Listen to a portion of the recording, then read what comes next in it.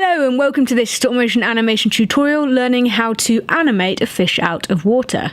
I'm in Dragon Frame, I've got some plasticine, I've made three little fish. One that's bent in a downward position, a flat fish, and one that's bent in an upward position.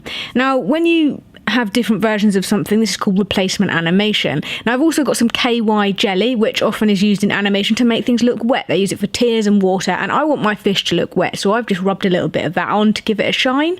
And I just basically in this tutorial want to show you that stop motion animation can be as simple as you want. A fish out of water flits about on the spot, and if you just use the two shapes of the fish bent upwards and downwards and just keep switching them out frame by frame, that can give a really realistic and incredibly simple feeling of a fish just flapping about out of water. There really isn't a lot of thought involved, so you're just replacing out two different objects frame by frame. It's dead easy.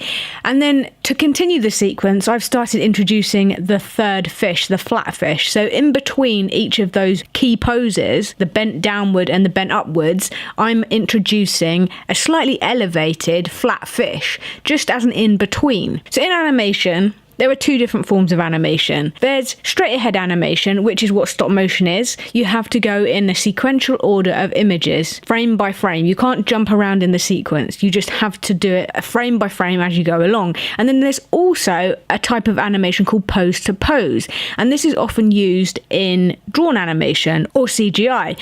So that involves you having key poses, key positions for something. It could be a person, it could be an animal. In this case, we've got the fish. And the key poses are that bent downwards and the bent upwards. So the two different curved fish shapes are our key poses.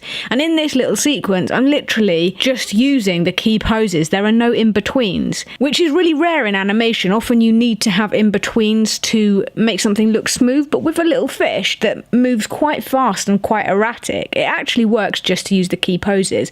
Now, as you can see in this sequence, towards the end, I'm slowing the fish down. I'm adding in more movement, so I'm adding in that flat fish, and I'm slightly changing the curvature of the fish just to ease in and out of that flat position at the end, so it kind of looks as if the fish is slowing down, maybe it's getting tired. Basically, you can just play around. I mean, animation is all about just finding what works for you, trial and error, and just practice, really. Every good animator spends hours and hours getting things wrong before they are a fantastic animator. So just get yourself a bit of plasticine, a bit of clay, sculpt a little fish. It's a really simple shape to sculpt, and just play around with the shapes, and you'll soon see how easy it is to get a realistic fish flapping effect. I hope you enjoyed this tutorial. If you did, please give it a big thumbs up, and if you're new to the channel, please also subscribe because it makes me very happy. Thank you very much for watching. Hope you're having a fantastic week, and I will see you again very soon.